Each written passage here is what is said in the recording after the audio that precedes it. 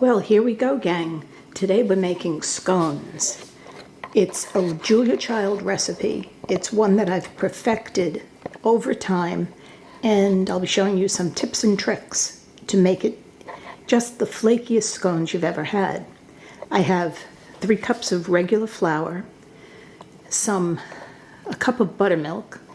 I have 1/3 cup of sugar, 2½ teaspoons of baking powder, and 3/4 teaspoon of salt. Here I have 1/2 teaspoon of baking soda. I'm going to mix that into whole milk buttermilk, if you could find it. Skim milk buttermilk is the stuff that's usually available, but I found this Kate's buttermilk and it's just wonderful. Let's stir this in to the buttermilk, because the baking soda makes the buttermilk thicken and it really helps the scones rise. Now, that's tip number 1. Tip number 2 is I've frozen butter. And for scones, we use Grate butter because it makes all the difference in the mouth feel and the texture and the flakiness. After I freeze it, it's 12 ounces or 1.5 sticks.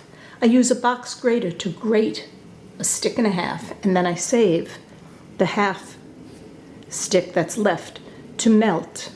And this will be brushed on the scones before we bake them. We'll brush the butter on, we'll sprinkle some turbinado sugar on, and good to go. Let's get started. Show on the road. Hi, we're making scones today. We have 3 cups of flour and 2½ teaspoons of baking powder.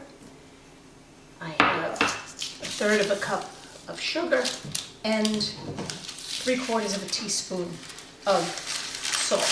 I'm going to put them into the food processor, and then I'll show you a little trick that we've done with the baking soda and the butter. So here's the food processor. Today we're using the Julia Child recipe. It's foolproof scones, and it really works. I put 1/2 teaspoon of baking soda into the buttermilk, and you could see it's all frothy. I did that before we started, and that makes the scones flaky and makes it rise. Tip number 1. Tip number 2 is 3/4 stick and 1/2, so 12 ounces of butter. I only use Grate butter because that is absolutely the thing that you need for scones. And then I've used the wide side of the box grater to grate it so that it's frozen but in small pieces. 4, 5, 6, 7, 8, 9, 10. I'm going to pour the buttermilk right in. As you can see, this is going to come together really quickly.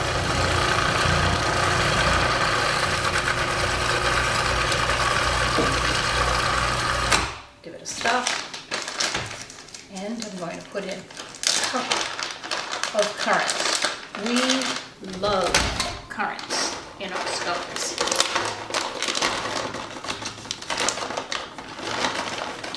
You could use raisins, you could use chocolate chips, you could use anything, but these little tiny currants are sweet and dense. Now, give this a couple more pulses. We'll clean out the bin, we'll clear through the scrapings, and I will put some lemon rind, and we'll give this another stir, and we are good to go. Now I added the grated lemon rind and I added the scrapings of the butter. Now I'm going to turn the dough out onto the board. You'll see not all of the flour is incorporated yet. I'm going to knead this very, very gently before I cut it into scone size pieces for baking. Just a few turns. You don't want to overhandle this. Scones are very much like buttermilk biscuits. They're fragile. They're not a whole lot of work. And they come out flaky. The less you handle them, the better they are. So I'm handling it very, very gently. And I'm going to press it out into 2 halves and make those halves into circles. We'll get 12 delicious. Now I am going to put these, after I cut them and put them on the trays, I'm going to put them in the refrigerator for about a half hour. I'd like the butter to get cold so that it doesn't liquefy so quickly when it goes into the oven. Okay, nice, even ball. Now I'm going to get my bench cutter. Let's cut this right in half. I'm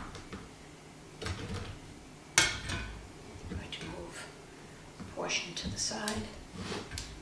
Shape this again into a flat ball, about 6 inches wide and a ½ inch thick. These are all 2 inch, so that's 2, 4, 6. They will puff up and become just right. There, nice. See, try to get the thickness even. That's what makes the difference when it bakes. You know, you don't want some of them to be little teeny-weeny bits and some of them to be too thick. You want it to be nice and flat. Now let's make it 6.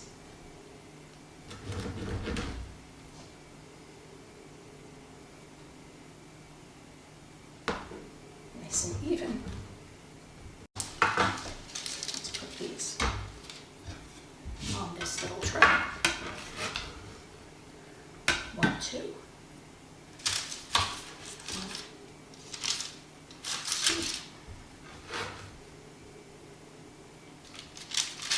3,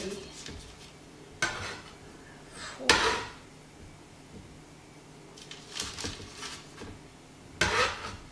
5, 6. This is going to go into the refrigerator for about a ½ hour. Well, here we have the scones.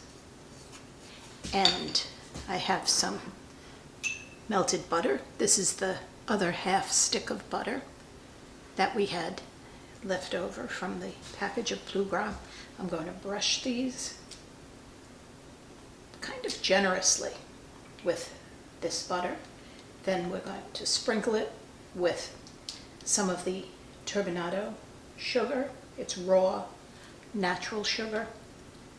It looks like brown sugar, but it stays crystallized on the top of these.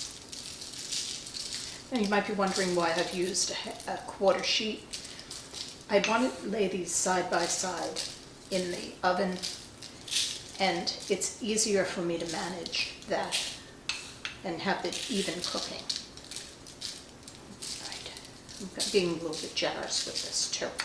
These are going to get shared a bunch of people, so I really want them to be just right.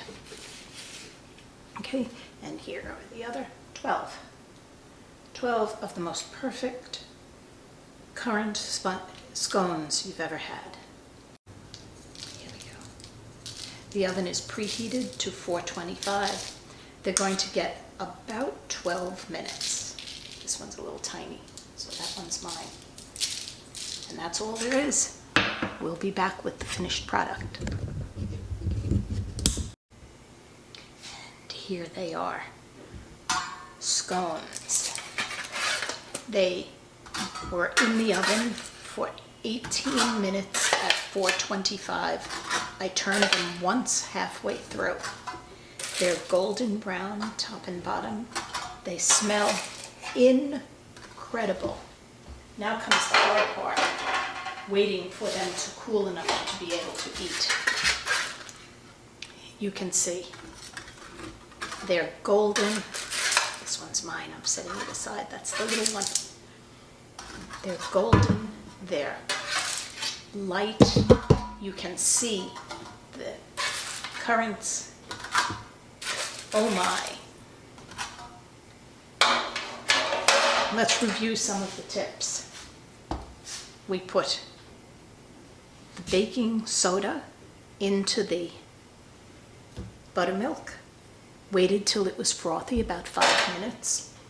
We froze the butter and then grated it on the large side of the box grater. And then I used the food processor. If you grate the butter, you don't need to use the food processor. You can just use the best tools in your kitchen, your hands, to incorporate it. But if you have warm hands, or if the kitchen is warm, the butter will melt slightly and become too soft. It'll still be delicious, but the texture will change. And rotate.